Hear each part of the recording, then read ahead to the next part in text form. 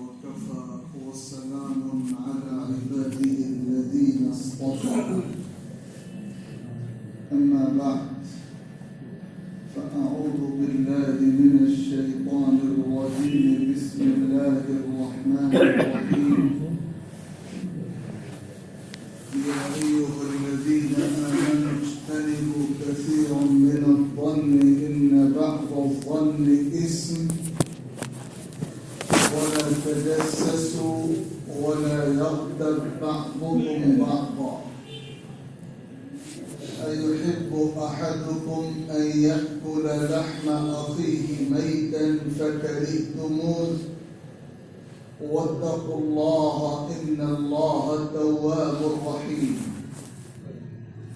صدق الله ربنا العلي العظيم وقال سيدنا ومولانا محمد صلى الله عليه وسلم إياكم والغيبة فإن الغيبة أشد من الزنا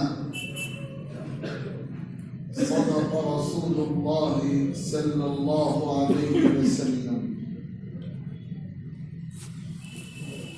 بزرگوں اور بھائیوں، ایک طویل وقفے کے بعد اس عنوان سے اللہ تعالیٰ کے فضل سے ہم اور آپ ایک بار پھر جمع ہوئے ہیں. اللہ رب العزت اس سلسلے کو مقبول و مبارک فرمائے اور اس کے فیوز اور اس کی برکات کہنے والے اور سننے والوں تک خوب منتقل فرمائے.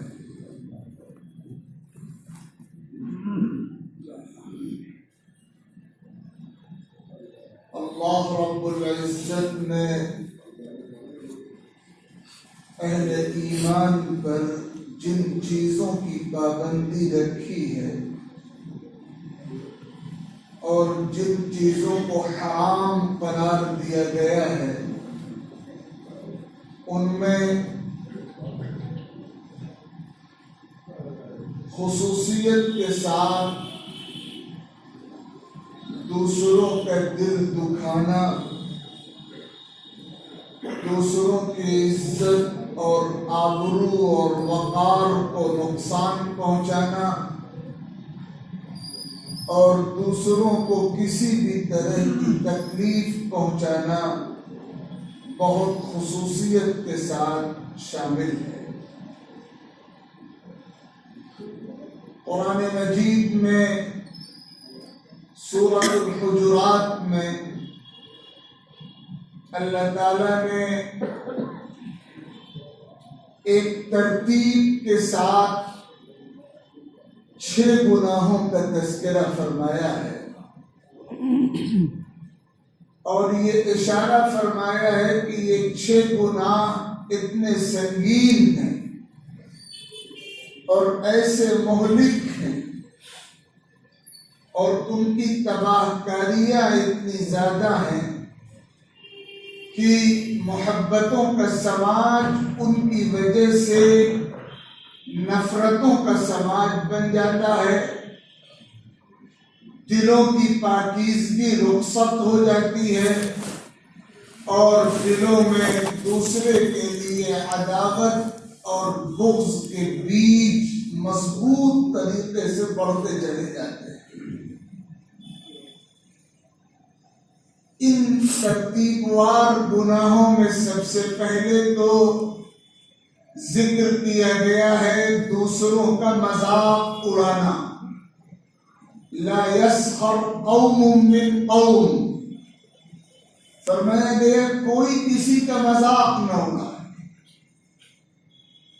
اس کے بعد دوسرے نمبر پہ ذکر کیا گیا کوئی مسلمان کسی مسلمان کو طعنہ نہ دے. وَلَا تَلْمِزُوا أَنفُسَكُمْ. اور پھر تیسرا گناہ ذکر ہوا وَلَا تَنَابَزُوا بِالْأَلْقَابِ. کوئی مسلمان کسی مسلمان کو برے نام سے نہ پکارے۔ اور چوتھا عمل بیان ہوا اجتنبوا کثیرا من الظن، کوئی مسلمان کسی مسلمان کے لیے اپنے دل میں بدگمانی نہ پالے۔ اور پانچواں گناہ فرمایا گیا وَلَا تَجَسَّسُوا، دوسروں کی ٹوہ مت کرو۔ کوئی مسلمان کسی مسلمان کی کمزوریوں کو تلاش نہ کرے۔ اور چھٹا گناہ جو ان پانچوں گناہوں کے مقابل میں سب سے زیادہ خطرناک ہے اور جس موضوع پر آج کی مجلس میں تھوڑی دیر گفتگو ہوگی، وَلَا يَغْتَبْ بَعْضُكُمْ بَعْضًا، کوئی مسلمان کسی مسلمان کی غیبت نہ کرے۔ یہ 6 گناہ ہیں، دوسروں کا مذاق اڑانا، دوسروں کو طعنہ دینا، دوسروں کو برے نام و لقب سے پکارنا، دوسروں کے لیے اپنے دلوں میں بدگمانی رکھنا، دوسروں کی جاسوسی اور ان کی کمزوریوں کی ٹوہ میں لگنا، دوسروں پر تبصرہ، تنقید، غیبت، یہ وہ گناہ ہیں جو انسان کے ایمان کو بے انتہا نقصان پہنچاتے ہیں، جو انسان کے دل کو انتہائی غلیظ بناتے ہیں، جو سماج کے تقدس کو ملیمیٹ کرتے ہیں، جو معاشرے میں اتحاد و محبت کی برکات کو ختم کر کے نفرت اور انتشار کی نحوستوں کے جنم لینے کا باعث اور سبب بنتے ہیں۔ ان گناہوں میں سب سے زیادہ خطرناک گناہ غیبت کا گناہ ہے۔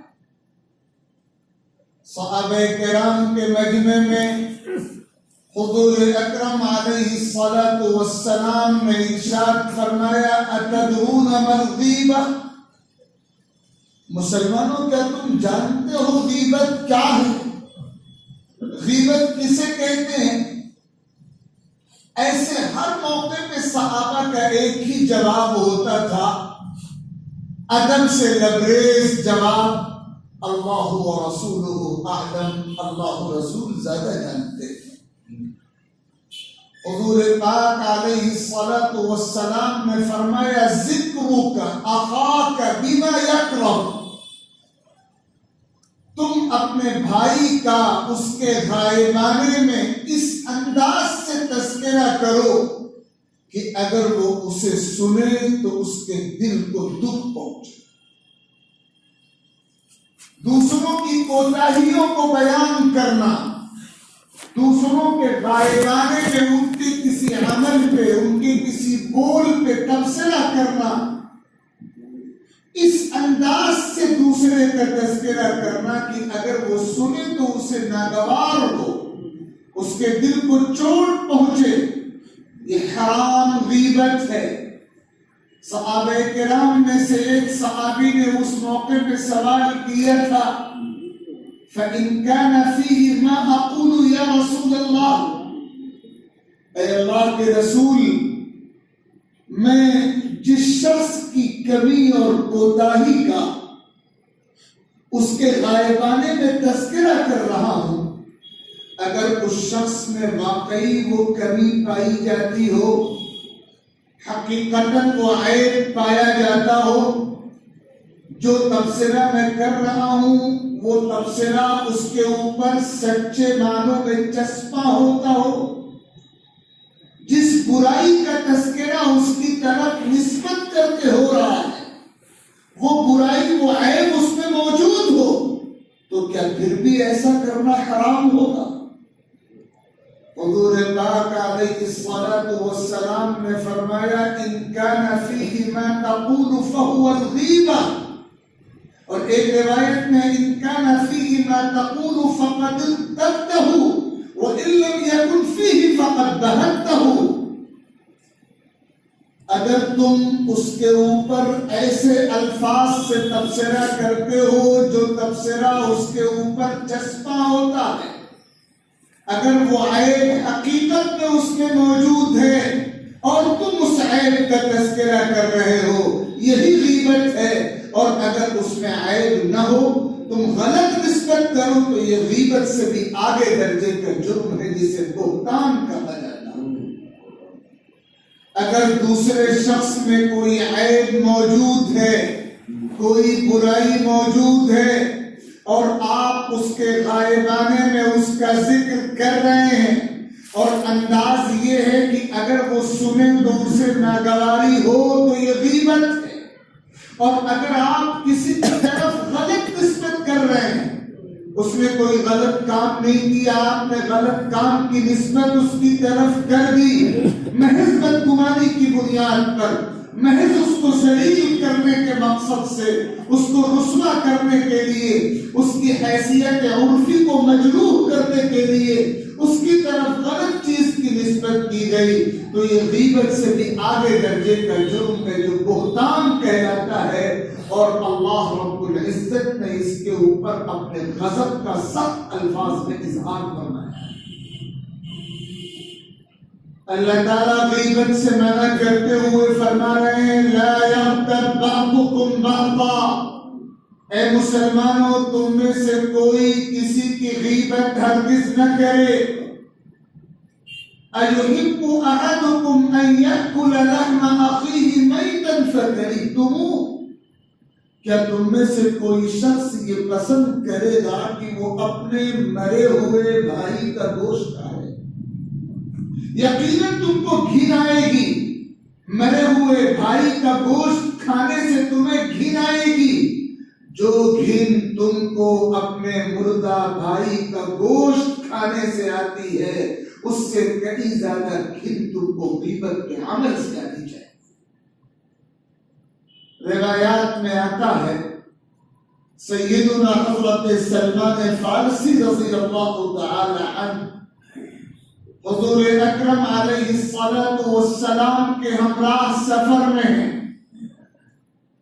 سفر میں ایک جگہ پڑاؤ ڈالا گیا، جس خیمے میں حضرت سلمان فارسی کا قیام تھا، ان کے ساتھ 2 رفیق اور تھے۔ 3 لوگوں کا قیام ایک خیمے میں ہے۔ حضرت سلمان کسی ضرورت سے خیمے سے باہر گئے تو ان کے دونوں ساتھیوں نے جو خیمے میں آرام کر رہے تھے، حضرت سلمان کے غائبانے میں ان کی غیبت کی،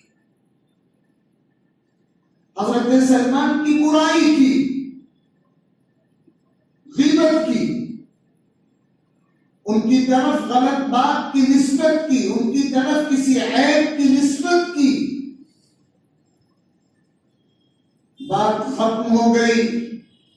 تھوڑی دیر کے بعد جب کھانے کا وقت ہوا تو جو ترتیب بنائی گئی تھی، اس ترتیب کے مطابق حضرت سلمان اپنا اور اپنے دونوں ساتھیوں کا کھانا لینے کے لیے اس خیمے میں تشریف لے گئے جس خیمے میں کھانا پک رہا تھا، اور جہاں کھانے کی تقسیم کا نظام تھا، حضور اکرم علیہ الصلوۃ والسلام کھانے کے سامنے تشریف فرما تھے۔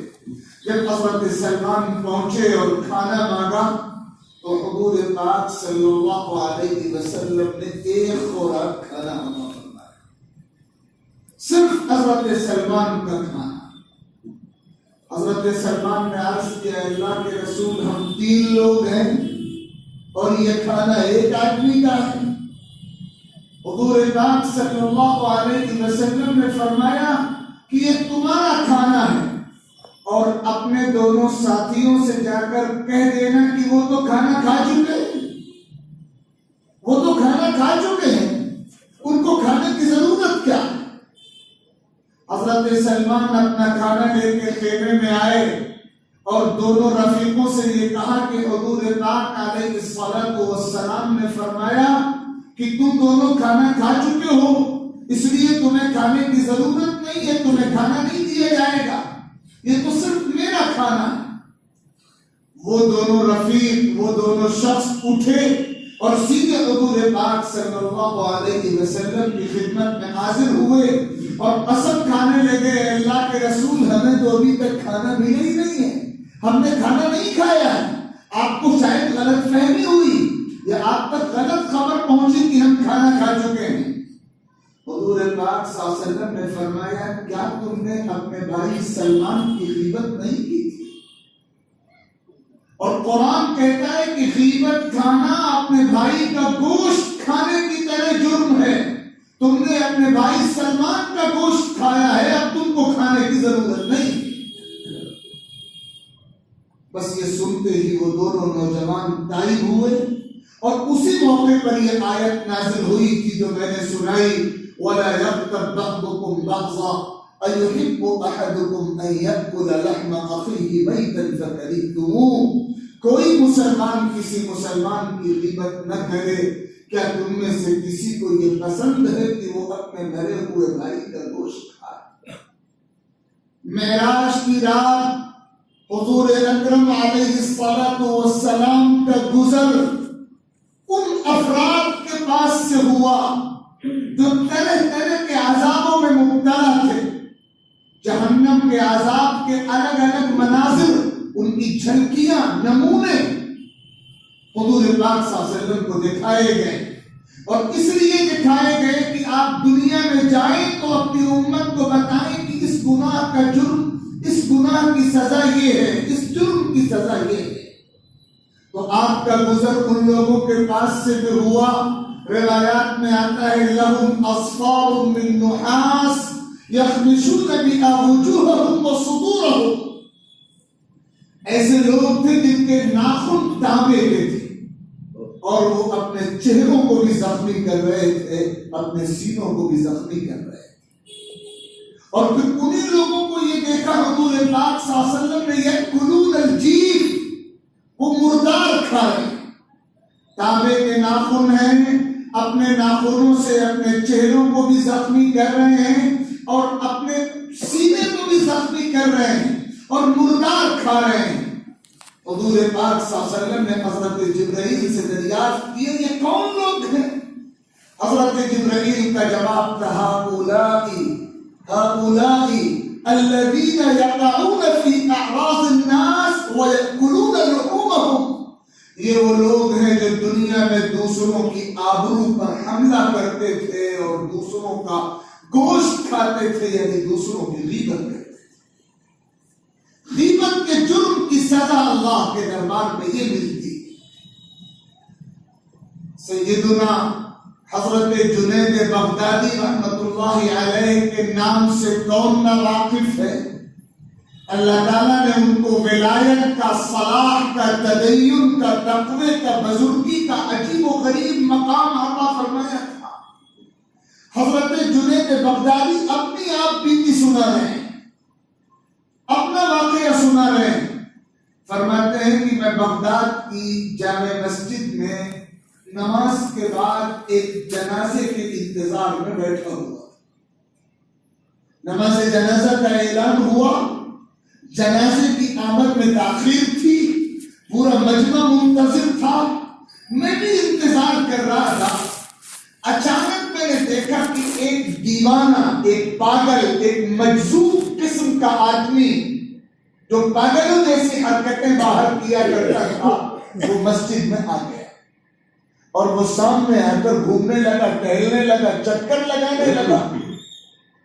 فرماتے ہیں میرے دل میں خیال آیا، میرے دل میں خیال آیا، میں نے یہ خیال کسی سے شیئر نہیں کیا، زبان سے کچھ نہیں کہا، میرے دل میں یہ خیال آیا کہ اللہ کا یہ بندہ اگر کمانے کی محنت میں لگتا، بجائے ادھر ادھر گھومنے کے اور دیوانوں کی طرح ٹہلنے کے اگر کچھ محنت کرتا، کماتا، ڈھنگ کا کوئی کام کرتا، 12 بچوں کا خرچ اٹھاتا تو بہتر ہوتا۔ بس اتنا خیال میرے دل میں آیا، خیال آیا اور رخصت ہو گیا۔ تھوڑی دیر میں جنازہ آیا، ہم نے نماز جنازہ پڑھی، ہم دفن میں شریک ہوئے، اور پھر اس کے بعد جب میں گھر واپس آیا اور رات کو میں اپنے کمرے میں پہنچا تو عجیب و غریب صورت پیش آئی کہ میرا دل بالکل اچاٹ تھا اور تھکاوٹ میرے وجود پر غالب تھی. میرے جو معمولات تھے نوافل کے، میرے جو معمولات تھے تلاوت کے، میرے جو معمولات تھے اذکار اور تسبیحات کے، کسی بھی کام میں میرے اس رات جی نہیں لگا. ایسی سستی اور ایسا اچاٹ پن میرے اوپر مسلط ہوا کہ میں کچھ نہیں کر سکا اور سو گئے. کہتے ہیں جب میں سویا تو میں نے خواب میں دیکھا کہ دسترخوان لگ رہا ہے اور اسی مجذوب کو، اسی دیوانے کو جس کے بارے میں ایک غلط خیال میرے دماغ میں آیا تھا، اسی مجذوب کو لوگ پکڑ کے دسترخوان پہ لٹا رہے ہیں اور مجھ سے یہ کہا جا رہا ہے کہ آپ اس مجذوب کا گوشت کھائیے، آپ اس کا گوشت کھائیے، اس لیے کہ آپ نے اس کی غیبت کی ہے، آپ کو اس کا گوشت کھانا پڑے گا. تو میں نے ان کہنے والوں سے یہ کہا کہ میں نے تو اپنی زبان سے اس کی کوئی غیبت نہیں کی تھی. میں زبان سے کچھ کہتا یا عمل سے کوئی اقدام کرتا تو غیبت شمار ہوتا. میرے دل میں بس ایک خیال آیا تھا اور خیال آیا اور گزر گیا، میں نے زبان سے کوئی غیبت نہیں کی. تو مجھ سے خواب میں یہ کہا گیا کہ اپنے اس مقام پر تو غور کرو جو اللہ نے تم کو عطا فرمایا. تم مقتدا ہو قوم کے، تم پیشوا ہو قوم کے، اللہ کی خلقت کا ہجوم تمہارے در پہ رہتا ہے. تمہارے پاس میں نہ جانے کتنے لوگ بیٹھتے ہیں اور نہ جانے کتنے دلوں کا میلان تمہاری طرف ہوتا ہے. اللہ نے تم کو جو بلند مقام عطا فرمایا ہے، اس مقام کے لحاظ سے وہ خیال بھی تمہارے دل میں نہیں آنا چاہیے تھا. جو خیال آیا تم کو ایسے خیال سے، ایسی فکر سے، ایسے سوچ سے بھی اپنے آپ کو بچانا چاہیے تھا. اور اب راستہ صرف ایک ہے کہ اٹھو، جاؤ اس مجذوب کو تلاش کرو اور اس سے معافی مانگو، اپنا معاملہ اس سے صاف کرو. جب تک وہ تمہیں معاف نہیں کرے گا اللہ کے دربار میں تم قبولیت کا مقام نہیں پا سکو گے. حضرت جنید بغدادی فرماتے ہیں کہ میں اٹھا اور میں نکلا اسے تلاش کرنے. بہت دور تک اور بہت دیر تک میں اسے تلاش کرتا رہا. بالآخر وہ ایک گندے نالے کے پاس پتے چنتا ہوا ملا اور جیسے میں نے اس کو دیکھا میں اس کے قریب پہنچا اور میں نے اس کو سلام کیا. ابھی میں نے کوئی بات شروع بھی نہیں کی تھی کہ اس نے نگاہ اٹھا کر مجھے دیکھا اور یہ کہا اب دوبارہ ایسا خیال تو اپنے دل میں نہیں لاؤ گے، اب دوبارہ کبھی ایسا خیال تو اپنے دل میں نہیں لاؤ گے. میں نے کہا ہرگز نہیں، میں توبہ کرتا ہوں، کبھی ایسا خیال بھی دل میں نہیں لاؤں گا. پھر اس مجذوب نے میری پیٹھ پہ ہاتھ رکھا اور کہا غفر اللہ لنا ولک، اللہ ہمیں بھی معاف کرے اور تمہیں بھی معاف کرے.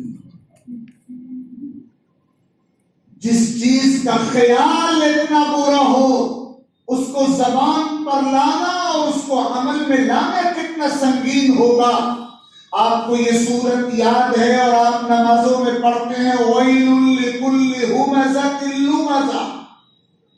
تباہی ہے، ویل کے معنی تباہی، بربادی، ہلاکت، جہنم کی وادی، جہنم کا گڈھا مقدر ہے اس شخص کے لیے جو پیچھے غیبت کرتا ہو اور سامنے بھی طعنہ دیتا ہو. جو پیچھے غیبت کرے اور آمنے سامنے طعنہ دے. قرآن کہتا ہے، اللہ فرماتا ہے ویل، ایسے شخص کے لیے تباہی ہے، بربادی ہے. میں نے خطبے میں حدیث پاک سنائی تھی.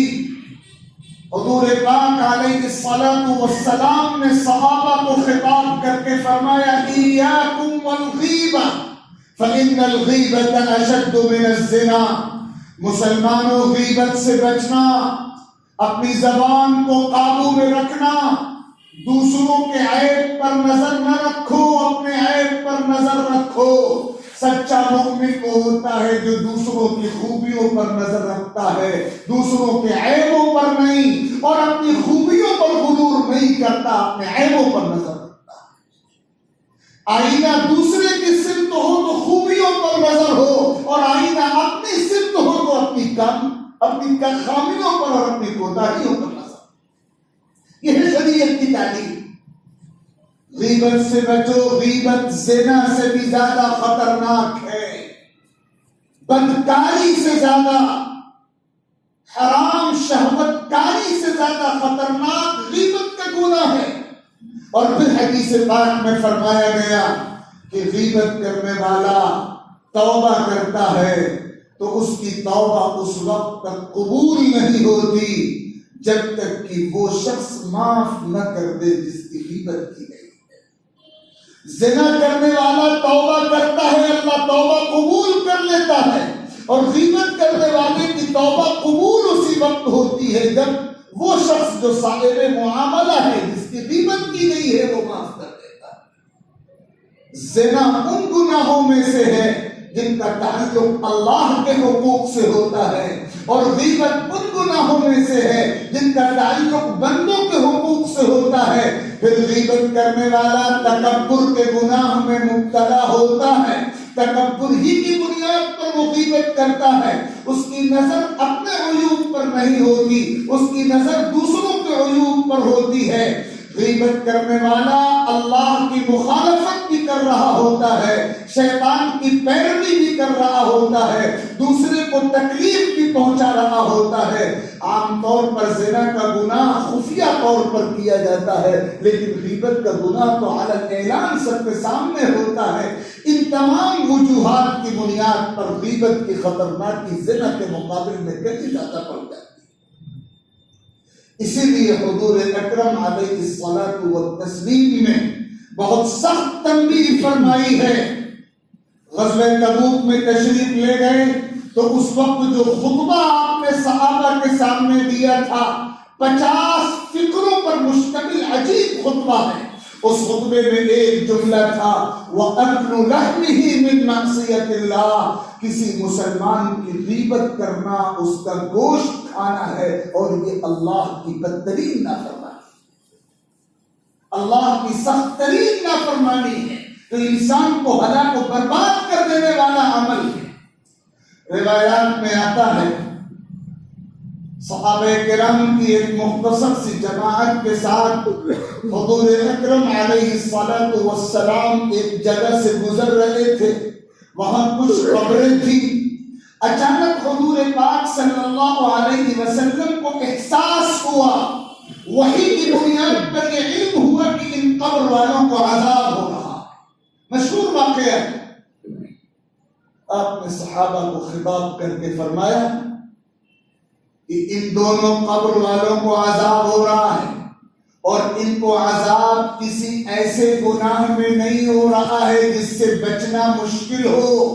یہ تھوڑی سی ہمت کرتے تو ان گناہوں سے بچ سکتے تھے، لیکن زندگی میں یہ ان گناہوں سے نہیں بچے، اس لیے ان کو قبر میں عذاب ہو رہا ہے۔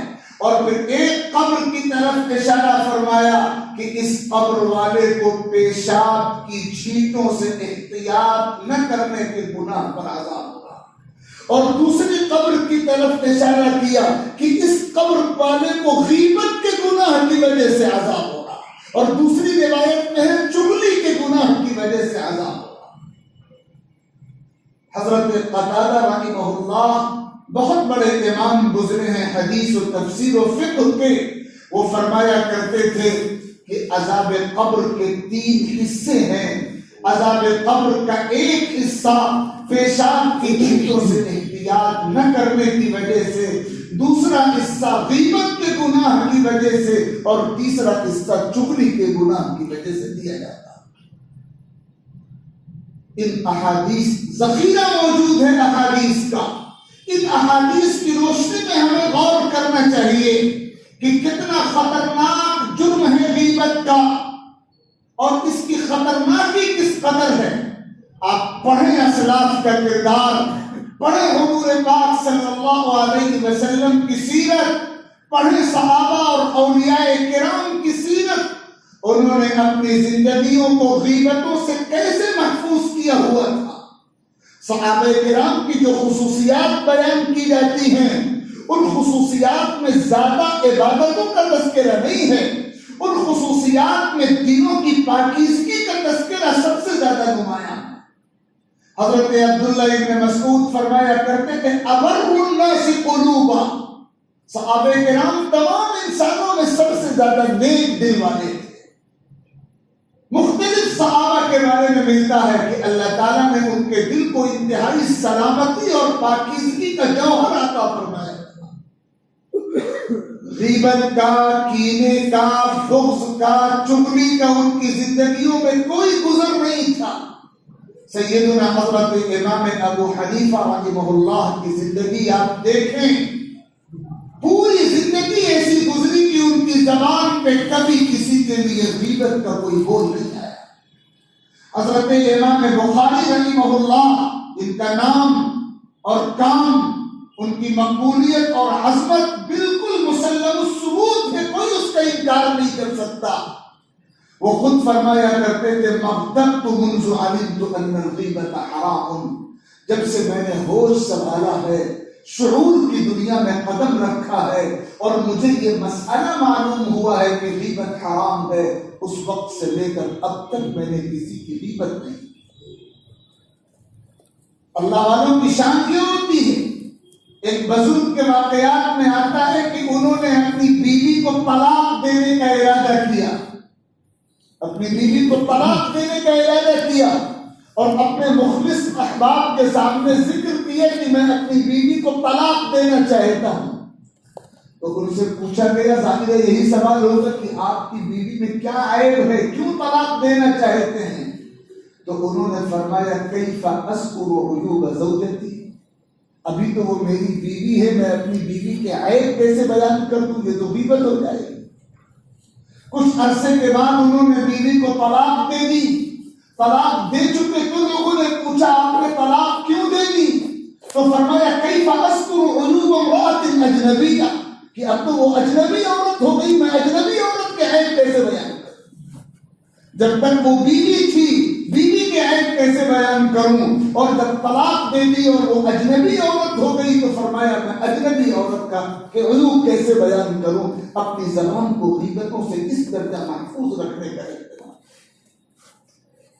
شیخ سعدی رحمۃ اللہ علیہ جن کی کتابیں مدرسوں میں پڑھائی جاتی ہیں، ان کے واقعات میں آتا ہے کہ ایک مرتبہ ایک مجمع میں رات کے ایک حصے میں ان کے والد نے ان کو تہجد میں جگا دیا، اٹھو تہجد کی نماز ادا کرو۔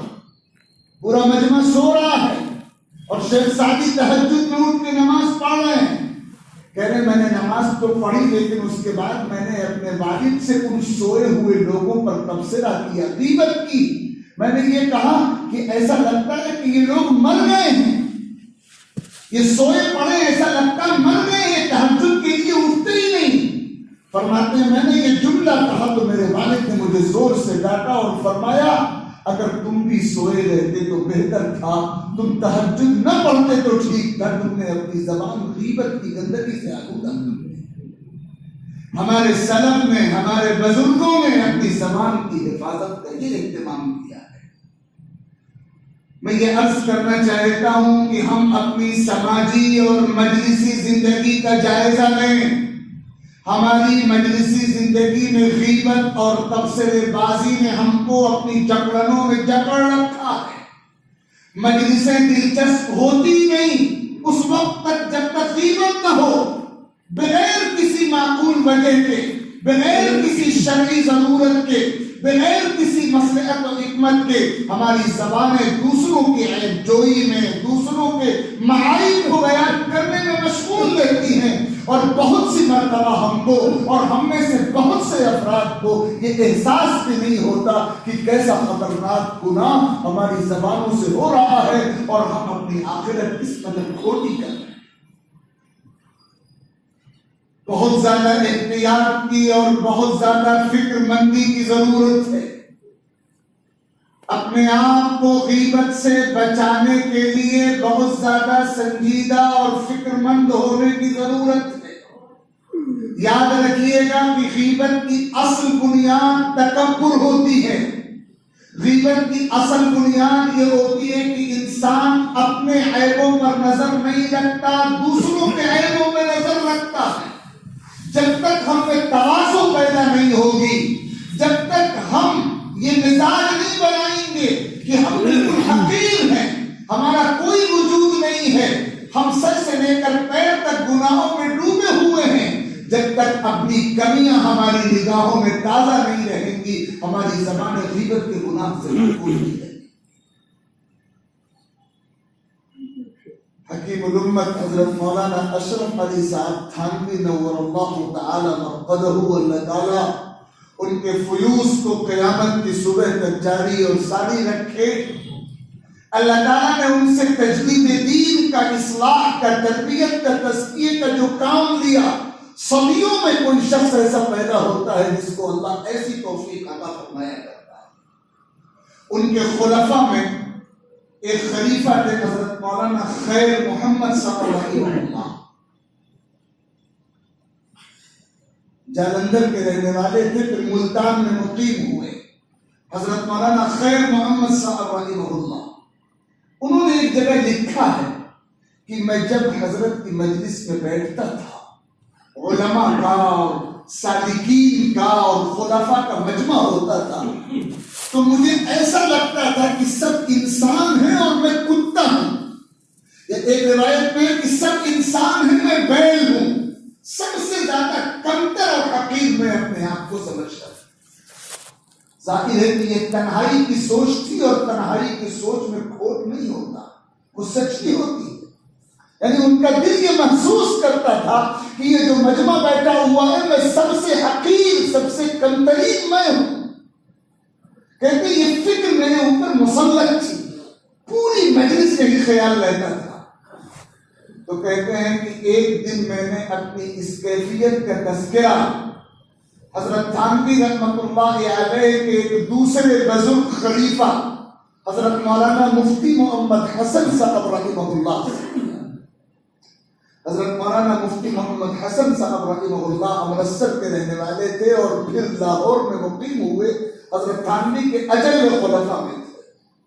تو فرماتے ہیں میں نے ان سے ذکر کیا کہ میں حضرت کی مجلس میں بیٹھتا ہوں تو مجھے یہ خیال ہوتا ہے کہ میں سب سے زیادہ حقیر و کمترین ہوں، مجھے صرف اپنے ہی عیوب نظر آتے ہیں اور دوسرے مجھے اپنے سے بہت افضل سمجھ میں آتے ہیں۔ تو کہتے ہیں حضرت مولانا نے میری بات سن کے یہ فرمایا کہ یہی کیفیت تو ہماری بھی ہے، ہم جب حضرت کی مجلس میں بیٹھتے ہیں تو ہمارا بھی حال یہی ہوتا ہے کہ ہم اپنے کو سب سے کمتر و حقیر سمجھتے ہیں، لہذا جو کیفیت تمہاری وہی کیفیت ہماری ہے، ہم دونوں اپنی کیفیات حضرت کی خدمت میں پیش کریں گے۔ اب یہ دونوں خلفاء حکیم الامت حضرت تھانوی رحمہ اللہ کی خدمت میں حاضر ہوئے اور کہا کہ حضرت آپ کی مجلس کی کیفیت یہ ہوتی ہے کہ ہم یہ سمجھتے ہیں کہ ہم ہی سب سے حقیر و فقیر ہیں، باقی سب ہم سے افضل۔ تو حضرت نے فرمایا فکر مت کرو، میرا بھی یہی حال رہتا ہے، میری بھی یہی کیفیت ہوتی ہے۔ جب میں مجلس میں بیٹھتا ہوں، میں کرسی پہ بیٹھتا ہوں، لوگ نیچے بیٹھتے ہیں، میں بیان کرتا ہوں، لوگ سنتے ہیں، میں بیعت کرتا ہوں، لوگ بیعت ہوتے ہیں، لوگ اپنی اصلاح کے لیے مجھ سے رجوع کرتے ہیں، لیکن کسی بھی لمحے میرے دماغ میں یہ خیال نہیں آتا کہ میں افضل ہوں، یہ مجھ سے کمتر ہے۔ مجھے یہی خیال رہتا ہے کہ میں سب سے کمتر ہوں اور جو مجمع میرے سامنے ہے وہ مجھ سے افضل۔ جب تواضع کی یہ کیفیت پیدا ہوگی، جب اپنے آپ کو حقیر و فقیر دل سے سمجھنے والے ہم بنیں گے، جب ہماری نظر اپنی خامیوں اور اپنے عیوب پر ہوگی، تو پھر نتیجہ یہ ہوگا کہ ہماری زبان سے غیبت کے بول نہیں نکلیں گے، ہماری زبان سے دوسروں کو دل دکھانے والے بول نہیں نکلیں گے، ہمارے اعضاء سے ایسا عمل نہیں ہوگا جو دوسروں کو تکلیف پہنچائے۔ اس لیے اپنے آپ کو غیبت سے بچانے کا اہتمام اور فکر کرنے کی ضرورت ہے۔ اپنے وجود پر فخر کرنے کے بجائے اپنے کو سب سے حقیر و فقیر سمجھا جائے اور اپنے عیوب پر نظر رکھی جائے، دوسروں کے عیوب پر نظر نہ رکھی جائے۔ جو انسان اپنے عیوب پر نظر رکھتا ہے، ہمیشہ اس کو اصلاح کی توفیق ملتی ہے، اور جو دوسروں کے عیب پر نظر رکھتا ہے وہ گناہوں کی دلدل میں اترتا چلا جاتا ہے، اسے اصلاح کی توفیق نہیں۔ انسان اگر اپنی حقیقت پر غور کر لے، انسان اگر اپنے وجود پر غور کر لے، اسی لیے قرآن میں فرمایا گیا وَفِي أَنفُسِكُمْ أَفَلَا تُبْصِرُونَ، تم اپنے وجود پر غور کیوں نہیں کرتے؟ ایک بزرگ کے سامنے ایک نوجوان اکڑتا ہوا آیا، اس بزرگ نے یہ کہا کہ تم کس بنیاد پر غرور کرتے ہو، تم تکبر کس بنیاد پر کرتے ہو، کیا تم اپنی حقیقت پر غور نہیں کرتے؟ پھر فرمایا اولک نطفۃ قذرۃ وآخرک جیفۃ قذرۃ وتحمل فیما بین ذلک العسر، تم اپنے آغاز پہ غور کرو، ناپاک منی کا قطرہ تمہارا آغاز ہے، اپنے انجام پر غور کرو، بدبودار لاش بن جانا تمہارا انجام ہے، اور اس درمیان دنیا کی جو پوری زندگی ہے تم نجاست کا ٹوکرا لیے پھرتے ہو، اپنی اس حقیقت پر غور کرو۔ میرے بزرگوں بھائیوں، یہ جو کھال ہمارے جسم پر ہے یہ ہمارے عیوب کو چھپانے والی چیز ہے، کھال چھل جائے تو عیوب نظر آئیں، نجاستیں ہی نجاستیں ہیں، کہیں سے خون نکلے گا، کہیں سے پیپ نکلے گا، کہیں سے پیشاب نکلے گا، کہیں سے غلاظت نکلے گی۔ اللہ تعالیٰ نے اس کھال کو ساتر العیوب بنایا ہوا ہے، یہ عیوب کو چھپانے والی ہے۔ اگر ہم اس حقیقت پر غور کرنے کے اندر نجاست ہی نجاست ہے، اپنے ہی عیوب پر نظر ہو، تو پھر کبھی بھی زبان، کبھی بھی اعضاء، کبھی بھی ہاتھ لڑکھڑائیں گے نہیں، سیدھے راستے پر قائم رہیں گے، اور دوسروں کی تحقیر اور دوسروں کی تنقید کا خیال دل میں نہیں آئے گا۔ اس لیے آج کی اس مجلس میں ہم اور آپ مل کر یہ عہد کریں، یہ توبہ کریں کہ اپنی زبان کو غیبت کے گناہ سے بچانے کی فکر کریں گے، عہد کریں اللہ کو حاضر و ناظر سمجھ کر کہ زبان کی حفاظت کی جائے گی، اور اگر کسی کی غیبت ہو گئی ہے تو اگر وہ زندہ ہے اس سے ملاقات ہو سکتی ہے تو اپنے نفس کو نیچا کر کے اس کے پاس جا کر اپنے قصور کی معافی تلافی کرنا، اور اگر خدا نخواستہ وہ زندہ نہیں ہے یا اس سے ملاقات ممکن نہیں رہی تو پھر اب توبہ اور جہاں تک ہو سکے استغفار اور اس کے لیے دعائے خیر اور اس کے ذکر خیر کا اہتمام یہ کیا جائے۔ اگر اس عمل کا اہتمام کیا جائے گا تو اللہ رب العزت اپنے فضل سے غیبت کے گناہ سے محفوظ فرمائیں گے، اور جو گناہ ہو چکا ہے اس کو معاف فرمائیں گے۔ بہت اہم چیز ہے کہ اپنی زبان کی حفاظت کا اہتمام کیا جائے۔ اس موضوع پر اور بھی باتیں ہو سکتی ہیں، لیکن بس چونکہ وقت کم ہے اور گفتگو لمبی ہوئی، اللہ رب العزت مجھے بھی عمل کی توفیق عطا فرمائے اور آپ کو بھی عمل کی توفیق عطا فرمائے، اور غیبت اور زبان کی تمام آفتوں سے، تمام شرور سے پوری ملت کی حفاظت فرمائے۔ وآخر دعوانا ان الحمد للہ رب العالمین۔ اب تھوڑی دیر تک تسبیحات